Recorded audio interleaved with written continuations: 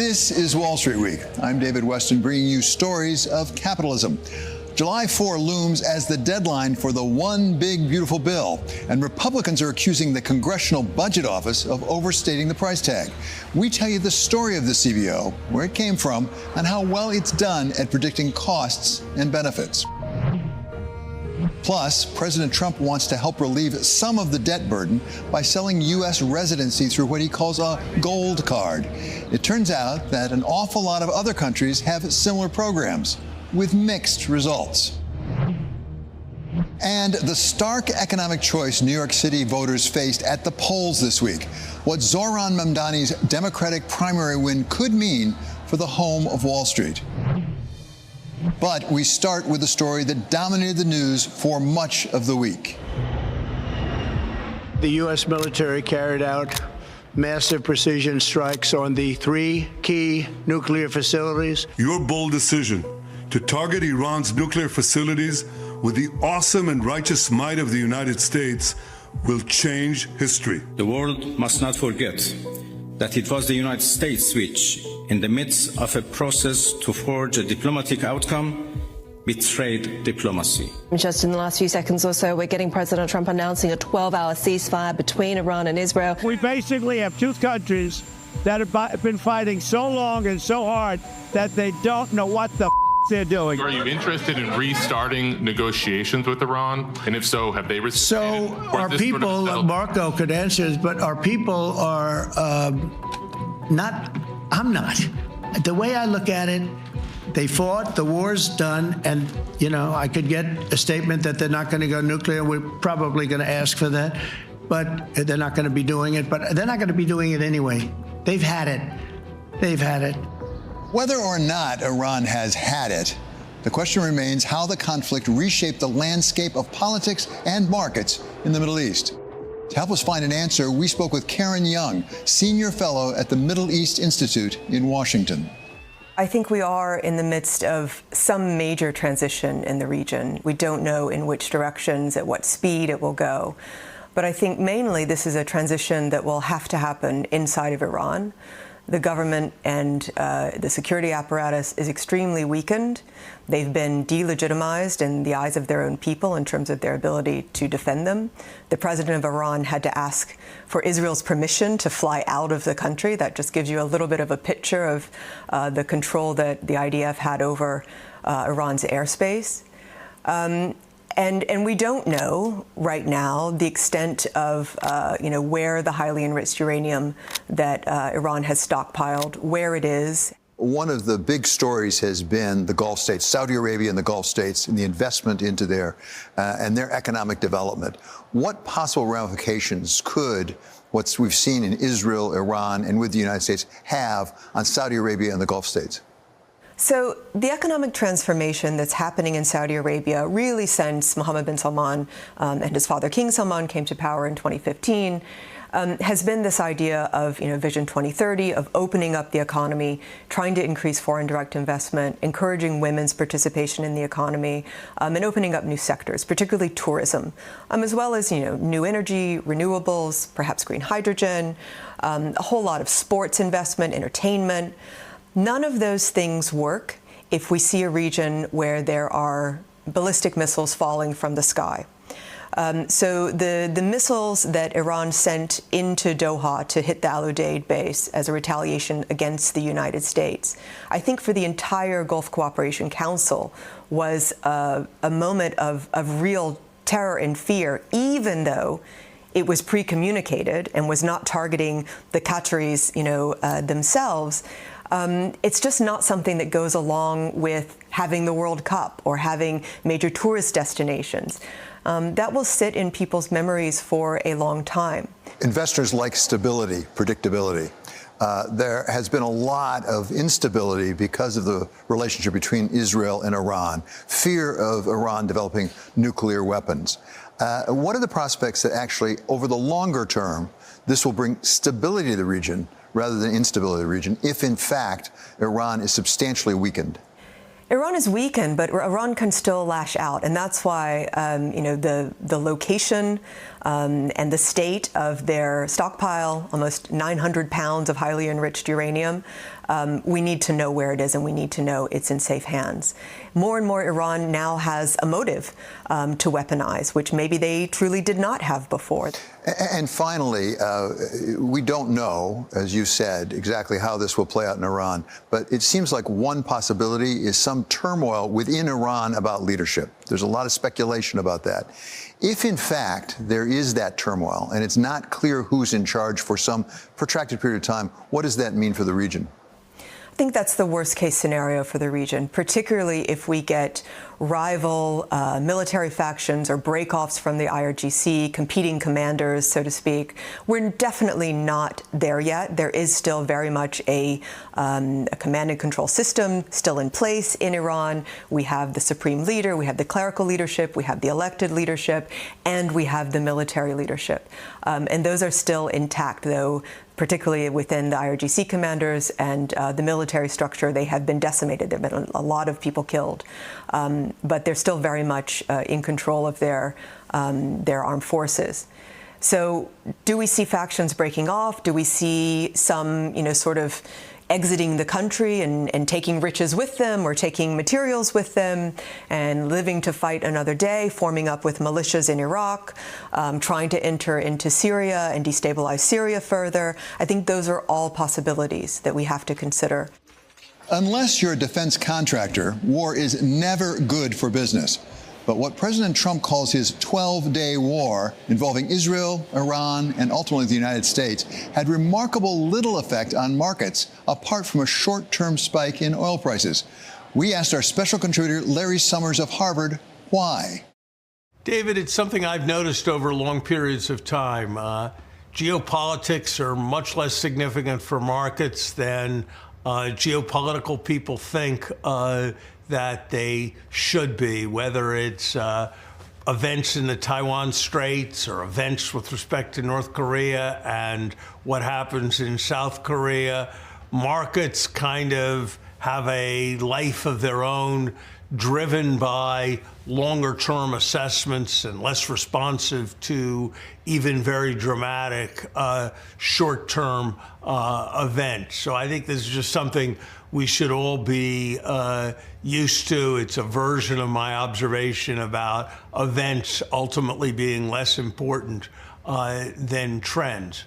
I think on top of that, you have the reality that it sure doesn't look like oil is as important to the global economy as it used to be, that imported oil is much less important to the U.S. economy than it used to be.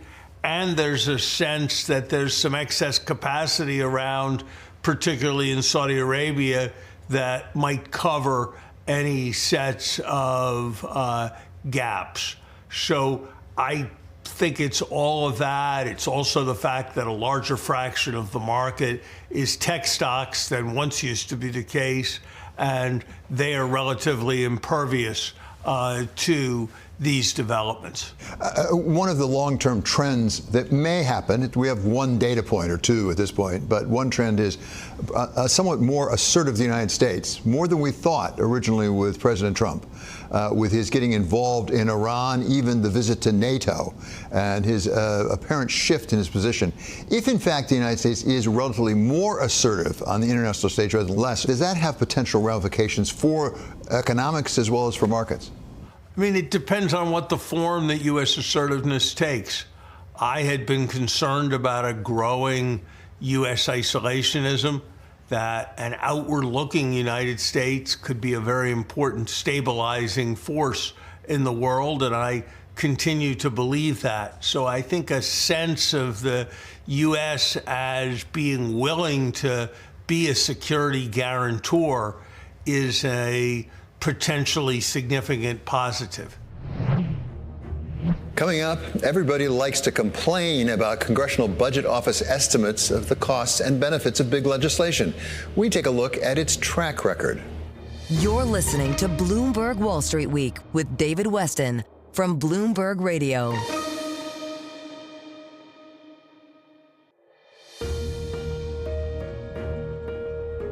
This is Bloomberg Wall Street Week with David Westin from Bloomberg Radio. This is a story about trust. Trust that Congress has some sense of the consequences of major economic legislation before it votes on it. In the United States, a statute puts that trust in the Congressional Budget Office.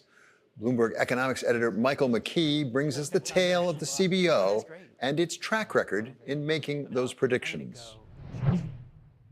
Sometimes our numbers are welcome, and sometimes they're inconvenient. Philip Swagel has helmed the Congressional Budget Office since 2019, after stints at the U.S. Treasury Department under President George W. Bush during the financial crisis, and teaching international economic policy at the University of Maryland. The fact is, a lot of his job and methods are not up to him. They're dictated by legislation, including the Congressional Budget Act of 1974. The cost estimates we do of legislation are based on the legislative text, and they're measured against current law. So, for example, the reconciliation legislation that we're evaluating now, we evaluate that against current law, in which there's certain provisions of the 2017 Tax Act that expire, and that's by statute. And we understand that some policymakers prefer to look at it on a current policy basis. Their view is that they meant for the 2017 Tax Act to continue, to be permanent, and they'd like to evaluate the cost against that baseline. And that's a legitimate way to look at it, and we can provide that information if they want. It's just not the standard way that we do things. The history of the CBO is it was born out of this growth of peacetime deficits that happened in the 1970s.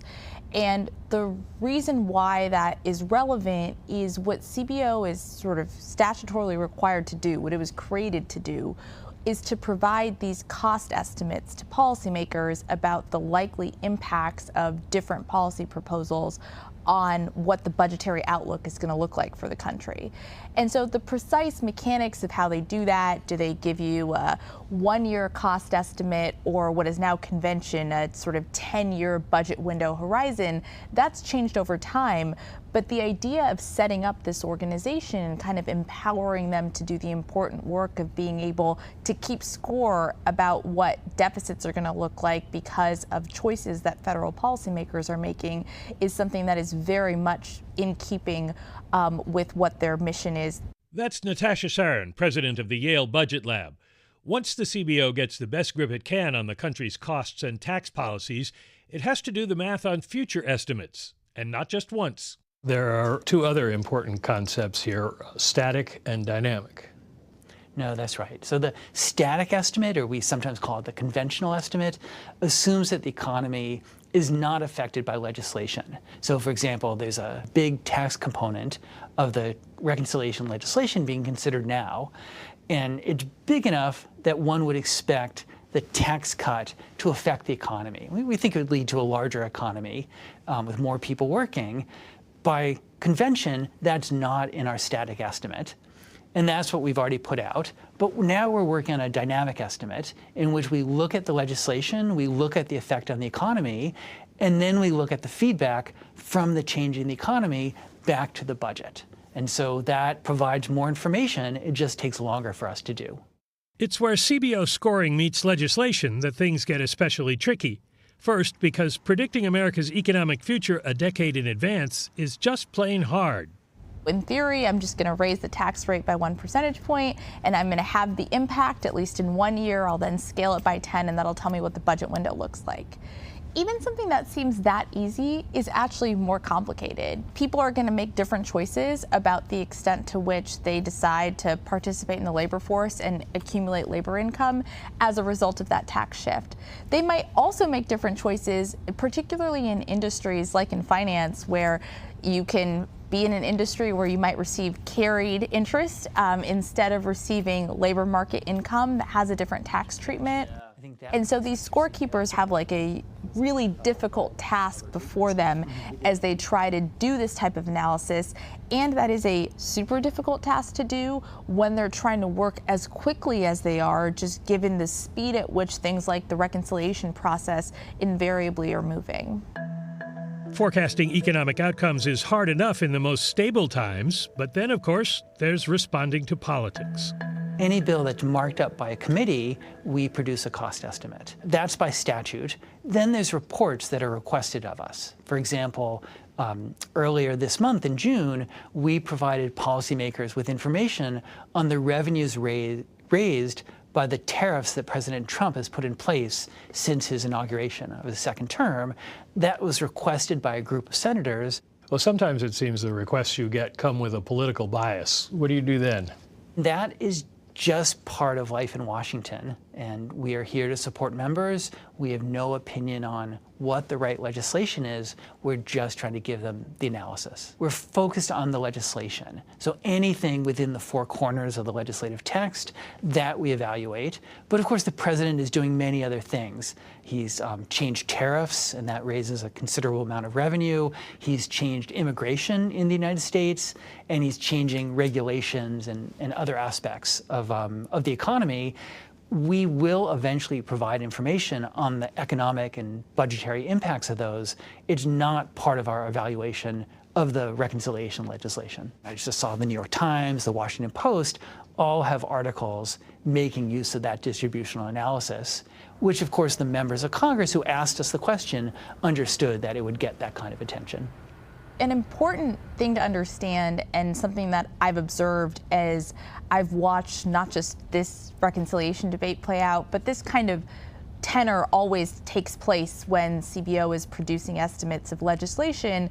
There are totally understandable critiques that come, and totally understandable frustrations with where CBO lands. And that's not a partisan thing. It happens. Democrats have frustrations, Republicans have frustrations. The thing that people sometimes miss, though, is that a lot of the choices that CBO is making that are being critiqued aren't actually choices that they have any control over. So in the context of this legislation, something like having the baseline that they're measuring against be what is current law, which is that the Trump tax cuts are slated to expire at the end of the year.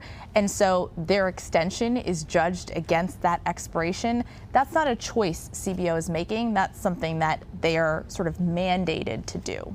Okay. As Yogi Berra said, making predictions is hard, especially about the future. The administration has strongly criticized CBO for underestimating growth in 2022 when it analyzed the 2017 Tax Cut and Jobs Act. When I look at our performance, I try to understand the context of the performance, and that one soundbite, it's sometimes the $1.5 trillion miss, I feel like that's deeply misleading, because it's almost as if someone who says that is implying that somehow the 2017 Tax Act is what caused the high inflation or what caused the immigration surge. And obviously, that's not plausible. And so I just don't think it's fair to think that CBO in 2018 could have predicted the pandemic, the inflation, the immigration, QE, and all that. Do you get mad when members of Congress use the CBO as the whipping boy? No, I don't. I certainly don't get mad. I understand it. I understand the political process. CBO is next to the political process. We're not part of it, but we certainly understand it. You have something like 270 analysts here working for you. How do they feel about the criticism they get? No one likes to be criticized. No one likes the White House press secretary attacking you or the president on Truth Social. But that is part of the political process. Has this been sort of an unusually chaotic period? I can just imagine the guys who are working on tariffs doing all their math and coming up with a number, and then the president changes his mind. The tariffs has been an area of policy that is just changing. And we do our best to keep up with it. Members of Congress want to know. And so we routinely provide members of Congress with information on the budget impacts of the tariffs. And the numbers that we've given most recently, earlier in June, we waited until the tariffs have stabilized. There are very high tariffs on China, and those came down, and that's the moment at which we did the analysis. Now, since then, there were actually subsequent changes, but they were much smaller. It makes it hard, but we do our best. Are you ever wrong? I start by saying we're human, and you just have to have a humility that we will do our best, but inevitably we will get things wrong. back in 2009 and 2010 when President Obama was putting forward the Affordable Care Act, eventually called Obamacare. We are done. CBO expected that the mandate provision in that legislation would be very impactful, that the mandate on individuals and on businesses would lead to a large increase in people gaining health insurance. And it turned out that just wasn't the case. CBO looked at the experience of Massachusetts, and the Commonwealth had a mandate, and in Massachusetts, it was very impactful. But it turned out it just wasn't the case for the rest of the country. We've since gone back and evaluated what happened and published a report on the mandate, and now we've taken on board the different analysis in our healthcare projections. When we get things wrong, we need to analyze it, understand it, and adjust. I've been director for just over 6 years, since June of 2019, but I own every mistake CBO has ever made. Errors aside, the CBO's estimates have value that stretches far beyond the Beltway. Wall Street pays close attention to what Swagle's team says about growth and deficit expectations in an effort to better understand what it all means for markets, and especially bonds. Priya Misra is a portfolio manager for JP Morgan. We look at their forecasts, so they tend to judge and come up with the cost of any legislation. But they give you the assumptions, they're extremely transparent. We will look at their growth assumptions, their inflation assumptions, their interest rate assumptions. So we absolutely look at the CBO number as I would say, a baseline for what the deficit will look like, what legislation is going to do to the deficit. And then we think about things that the CBO may not be incorporating by law that we would want to incorporate as we think about the impact. What's so beautiful to see? With President Trump's one big beautiful bill moving through Congress, CBO projections are under scrutiny. I think the scoring, you and I have talked about it quite a bit, it's Washington-style scoring, and it's not real-world scoring. The new CBO assumptions on the big beautiful bill, what do you think of it? I think it looks pretty fair, and it's in line with a lot of the other estimates. Our estimate was closer to 3 trillion. You're getting 2.8 from the dynamic CBO score. We do give more weight to the dynamic score from the CBO, where they try and incorporate what would the legislation do to growth and inflation and interest rates, and they try and incorporate that sort of dynamic workings of the economy. But whether it's Joint Committee for Taxation or the Center for Responsible Budget, you're hearing these estimates of between 2.8 from the CBO, 3.5 as the estimate over the next 10 years. Next, putting a price tag on citizenship, or at least residency. We take a look at President Trump's proposal to get the deficit down by selling gold cards and how similar programs have worked around the world. You're listening to Bloomberg Wall Street Week with David Westin from Bloomberg Radio.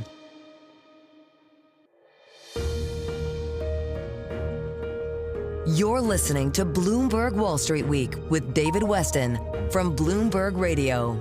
This is a story about the price of citizenship, or at least the price tag we want to put on it. For years, countries around the world have offered citizenship or residency to those willing to put up the cash. President Trump has a new proposal for the United States, and as so often with the president, it involves his favorite color. $5 billion. For $5 billion, this could be yours. That was the first of the cards. You know what that card is? Gold card. It's the gold card. The Trump card, gold card. Who's the first buyer? Me. President Trump's proposal to create a U.S. gold card isn't really new. Since 1882, the United States has charged immigrants an admission fee for coming to the country, starting at 50 cents a person, raising it to $4 in 1907. Today, the U.S. already has a special visa program for those able to make substantial investments. Substantial as in $800,000. The U.S. has had a golden visa program since the early 1990s. It comes in the form of EB-5, and it's been traditionally used to build big real estate projects in the U.S. So even places like Hudson Yards in New York City has been funded through this sort of program.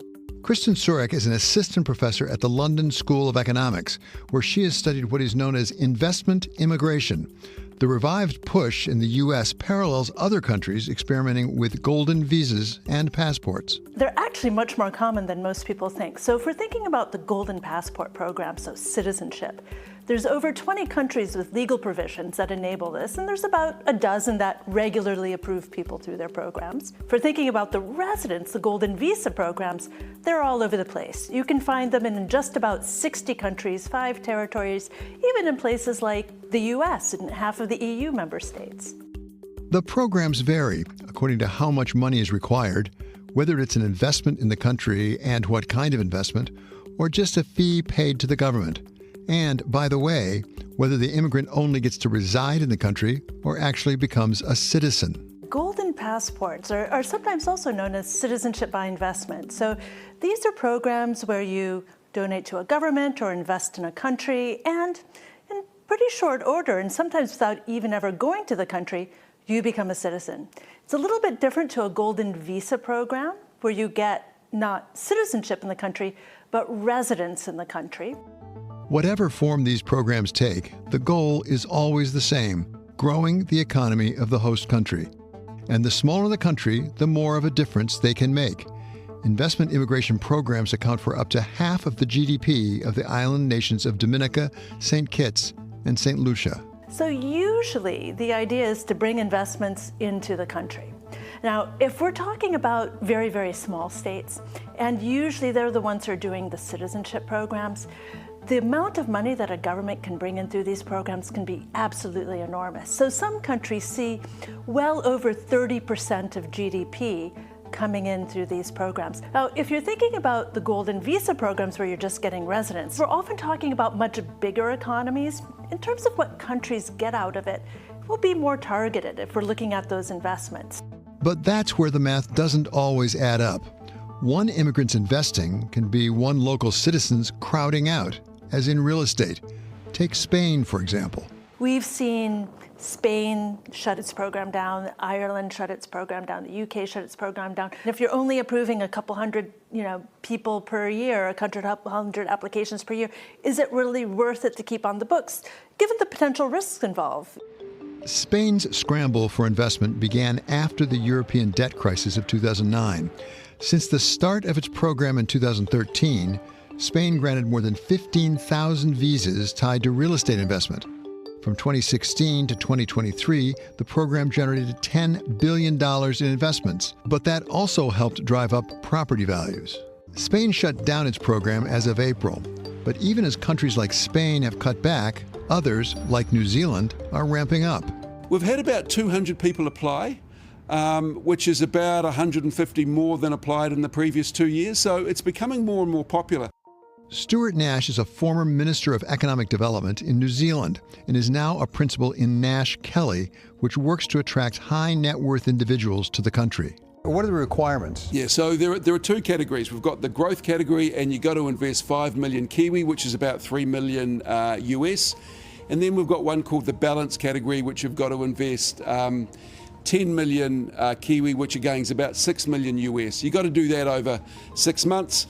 For the growth category, it's got to be in managed funds or companies. The balance category, it's a little wider. You can do bonds, you can do equities, you can also do managed funds and businesses as well. So, we really get at Nash Kelly that if you're sitting in America, you're looking at New Zealand, it looks like this oasis that you want to go to. You've read about it. Kiwis are really friendly. You know about the golf courses. You know about the environment. But you don't know much about the investment ecosystem. So it's a little bit of a risk. When you put together your program in New Zealand, did you go to school, as it were, on some of the other programs and say, we don't want to do that, we're going to structure it this way instead? Yeah, very much so. So, in Portugal, I think you only have to invest $200,000. It's not a lot of money. In New Zealand, we decided that, we want the people who can drive success, who have been successful. The European Court of Justice has just ruled the Malta Golden Visa illegal because it's bringing in, they think, or has a potential to bring in a whole lot of dirty money. We didn't want that in New Zealand, hence the reason why the high level of integrity to prove that the money you're investing in New Zealand has come from legitimate means. We didn't want this to be a backdoor for criminal money coming in. The cost of granting residency to the wrong people, as Nash puts it, is just one of the things countries have to take into account in determining whether investment immigration is worth it. There can be a lot of concerns about foreigners coming, and xenophobic sentiments, you can find them across the world in various measures as well. So governments have to balance what they think are appropriate trade-offs in terms of how many foreigners do we want to allow in the country? Because sometimes you can have people who have a lot of money, but maybe they gained it through nefarious means, or maybe there could be shady things in the background. So making sure that these are the people you want to let in is also a very important decision to make.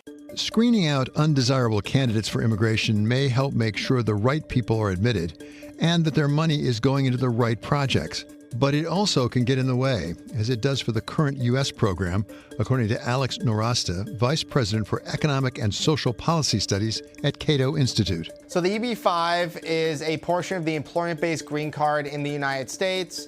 There are 10,000 of these visas set aside for EB-5 every year. What we've seen in recent years is basically about 5,000 of those are taken up by actual investors. It costs at least $800,000 or around $800,000 to make an investment in the U.S. It has to create a certain number of jobs. The EB-5 system has not worked well, and the primary reason is exactly what you said, which is it's an incredibly complicated visa.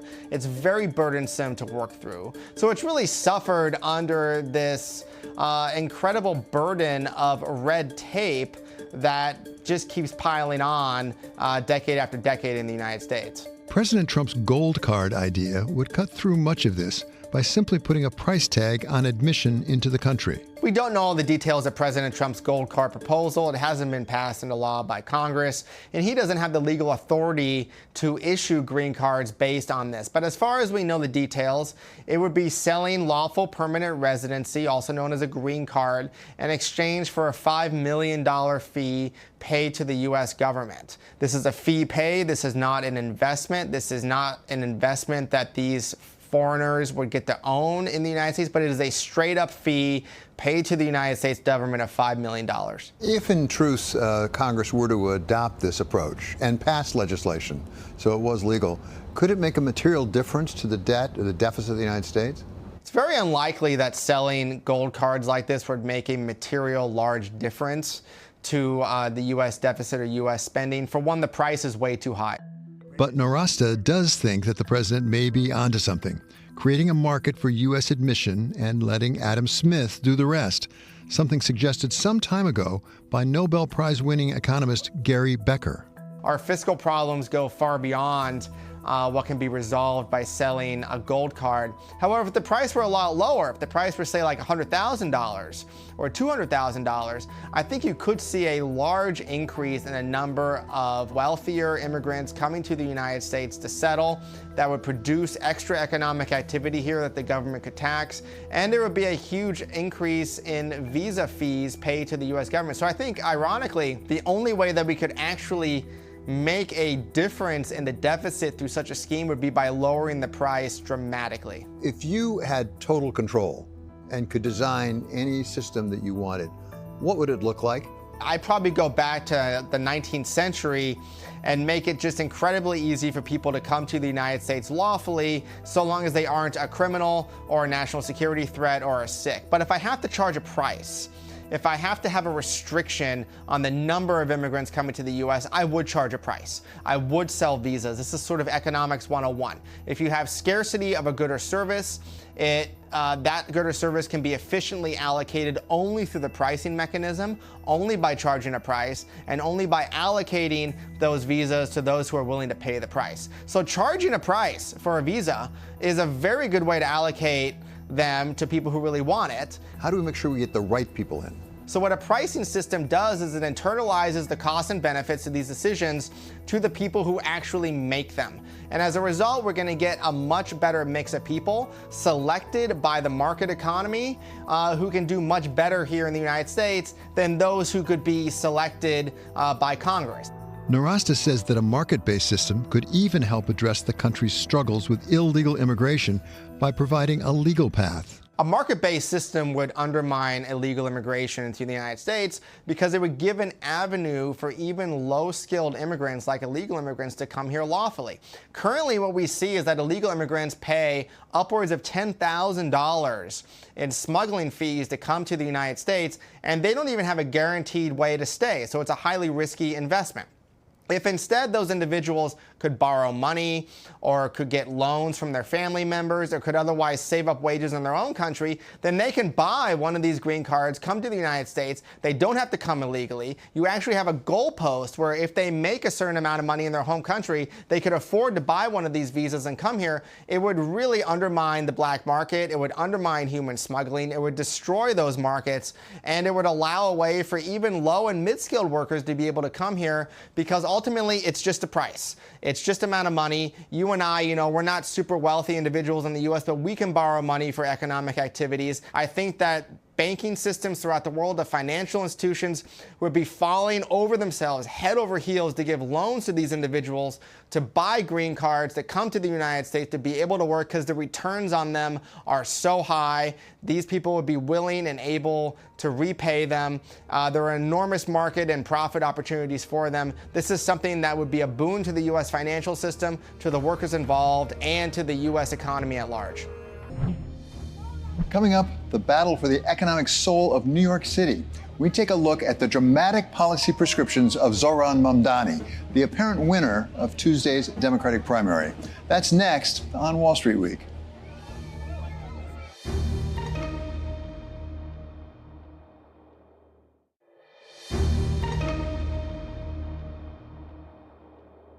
This is a story about socialism, or at least democratic socialism, striking close to Wall Street. New Yorkers went to the polls this week to choose the Democratic nominee for mayor, which traditionally has determined who will win in November. And New York State Assemblyman Zohran Mamdani, a self-styled democratic socialist, came out the winner over former Governor Andrew Cuomo. Catherine Wild has served as president and CEO of Partnership for New York since 2011. She takes us through what Mr. Mamdani's decidedly progressive economic policies could mean. Zohran Mamdani is a very charismatic 33-year-old young man who has been an assemblyman for less than 4 years and is somebody who, from the business community standpoint, came out of nowhere. He latched onto the issue that is the biggest one in our city and in America, which is financial insecurity. 90% of the people in New York are not sure they can continue to afford to live here. We are the most expensive city in America, the third most expensive city in the world. So there's a disconnect between the winner of New York's Democratic primary for mayor and much of the business and real estate community. Let's talk about some of the policies. As you mentioned, tax the rich, including both income tax and I think property tax as well. And corporate taxes. And corporate taxes as well. A lot of free things given for the less fortunate among us. What are the likelihood that he actually will be able to implement those as opposed to just talk about them? Mamdani's position on all these issues is more government spending, which honestly has been the position of generally of Democratic candidates for a while. Right now, we're facing a situation really in New York where our economy is stronger than ever. We're a $1 trillion economy, 4.8 million jobs. We're in good shape from an economic standpoint. Our tax revenues are very strong. But there is coming down the pike some reckoning. The federal government is cutting a number of the programs we depend on. Local tax base, even as strong as New York, cannot support large federal cuts. What we're hearing right now is this is good for Greenwich. This is good for Florida. This is good for Texas. What is the real risk that some of the mobile rich will use their mobility? We certainly are in a much more competitive situation in New York historically than we were in the past because, again, of our high cost environment, not just the cost of living, but the cost of doing business here. There's a 20% premium at least on salaries for employees to maintain a lifestyle in New York as opposed to what they could achieve in Tennessee or Florida or wherever, even New Jersey. So we are in a competitive situation. We are at risk of losing business and jobs. We have our economy, fortunately, has been very innovative and has grown while we have outsourced jobs to other places. Jobs, administrative jobs in the financial industry, back office jobs, have been leaving New York for 40 years. But we've replaced them with high-paying technical and other jobs. The question now is, where's the breaking point? And certainly the high tax rate is a big contributor. And I have to mention, in 2018, we lost something that was a tremendous asset for New York, which was federal deductibility of state and local taxes, known as SALT deductibility. When we lost that, everybody, all the taxpayers that really support the city, their taxes went up substantially in 2018. Do you think what's playing out in New York City actually gives some indication of where the Democratic Party may be heading? It's very fragmented, and so I'm not sure about the role of parties in the future of our democracy. This election was organized and driven in large part by a relatively small group of the Democratic Socialists. It's a group that I kind of trace back their power to Occupy Wall Street of almost 20 years ago. And so I think we may be going through a similar kind of transformation where we're seeing communities step up and say our traditional organizations, political or otherwise, are not doing for us what we need done. We are feeling increasingly left out. Any of the benefits we expect and the opportunities we expect as Americans, we're priced out of the housing market. I mean, in New York, our median rents are about $4,000 a month. Who can afford that? The employers, if you ask them, what's the hardest thing about recruiting new talent to the city? They'll say it's the rents. They can't find an apartment. So these are the issues that have been zeroed in on, particularly by all the candidates. Honestly, these were the issues in our campaign, all the candidates. But the most compelling solutions came from the socialists. And Mamdani claims, my door was knocked on in Bay Ridge, Brooklyn, which is a purple neighborhood at best. Mamdani claims to have 50,000 volunteers. The Democratic Socialists organized this. So we're not talking about a situation where he was delivered this by the Democratic Party. Quite the opposite. Whatever Mr. Mamdani's primary victory in New York City this week ends up meaning, this is not the first time that a large city has turned to progressive policies.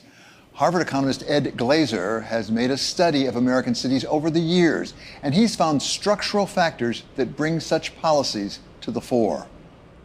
I think about the sort of, the great challenge of cities is that there's a bent-in natural progressive element in cities, mostly because cities tend to attract a significant number of relatively poor people.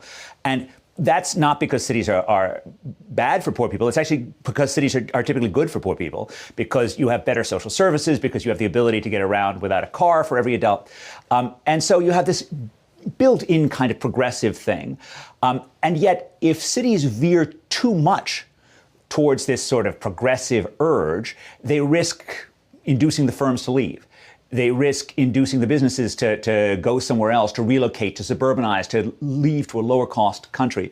And of course, they induce the wealthy to want to leave as well. Because the fundamental essence of a city is geographic mobility, is the fact that this is a smaller geographic unit. It's not like the United States where people are relatively fixed. Has socialism ever worked? We have a candidate, Mr. Mamdani, who says he's a democratic socialist. Has socialism ever worked in any city? I kind of think sewer socialism was pretty successful. So the key mayor is Daniel Webster Hone, who was mayor, 24-year mayor of Milwaukee, just absolutely amazing. He's one of the prime examples of what's called sewer socialism, which was incredibly pragmatic socialism, right? So this is very far away from the sort of, European coffee house kind of socialism, but it's a socialism that's determined to figure out how to provide ordinary services for poor people He was mayor for 24 years, and he was really one of the great mayors. He was checked in perhaps his most destructive impulses by the city council, and so there were things that he wanted to do in terms of turning an electric company into a public company and so forth that he was stopped. But by and large, he was focused on the basics of city government. I think this makes a larger point, right? It's not that a mayor needs to put the interests of the rich first. But the mayor has to balance two things. But it requires a level of progressivism that's just vastly more pragmatic and vastly more focused on the nuts and bolts of government than I think most of what we see around us today. What you identify is exactly what's being discussed in New York City right now. We have Mr. Mamdani, who is putting forward proposals for the less fortunate, things like free transportation and freezing rent and taxing the wealthy much, much more. And on the other side, you say, boy, the wealthy are mobile, and they will become mobile if you do that. Does history prove that out? Will you lose the wealthy? The wealthy certainly are mobile. There's a healthy economics debate about how elastic the mobile are and how quickly they move out. But certainly people respond to incentives. And it seems to me that this is a maximally risky moment for New York City to be trying an experiment of hyper-taxing the hyper-rich. From your experience, having studied cities in the United States over years, how much difference can a mayor make in the economic fortunes of a city? Well, it's very hard to turn around a city that is suffering from enormous headwinds. And there are some times when a city is thriving so well that even the worst mayor can do little harm. But if a city is on the edge, it really matters. And I think New York City right now is not a city in which success is foreordained, and it's a city in which failure can be avoided. So I think in this case, it really does matter. That does it for us here at Wall Street Week. I'm David Westin. See you next week for more stories of capitalism.